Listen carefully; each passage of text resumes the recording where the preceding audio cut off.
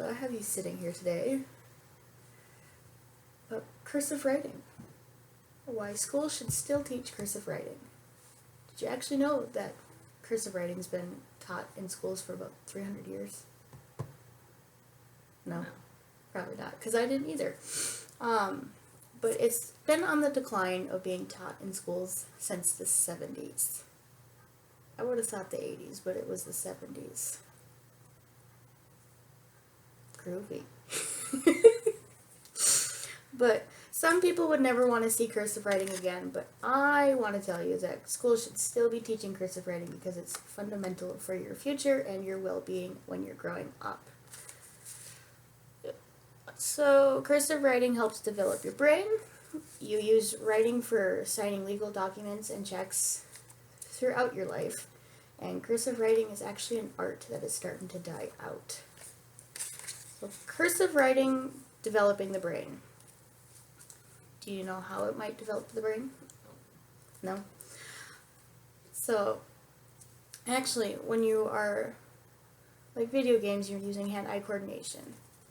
Just like with writing, you gotta use your hand-eye coordination so it develops your reading, your communication, and your fine motor skills. And according to Christine Blazer, it builds muscles in our hands, and that helps build neurons more in our brain. So it's easier to learn because you've already laid the pathway down. You recall more information written in cursive than in block style because you have to do it. You do it faster. It's more intricate than block writing.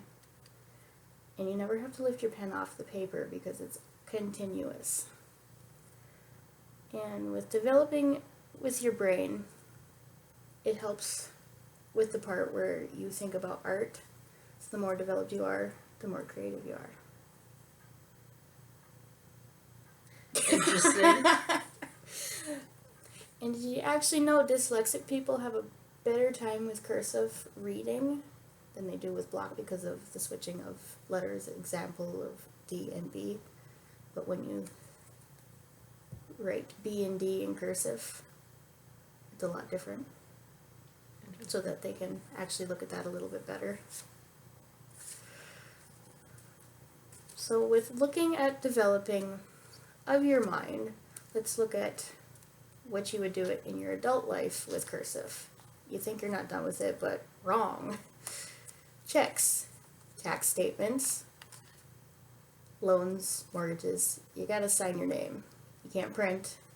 Maybe at the top of the page where it says I, such and such, declare whatever, but you have to sign your name. Otherwise, if you print your name, you are more likely to be forged and taken advantage of and say goodbye to all your money. Toodaloo. It's okay, I don't have money anyway. Oh, that, ow, ow, ow, ow.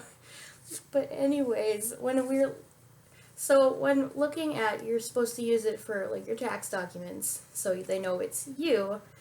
Cursive is also an art form. We don't do calligraphy in school. That's art. At this point, so is cursive because it's starting to die.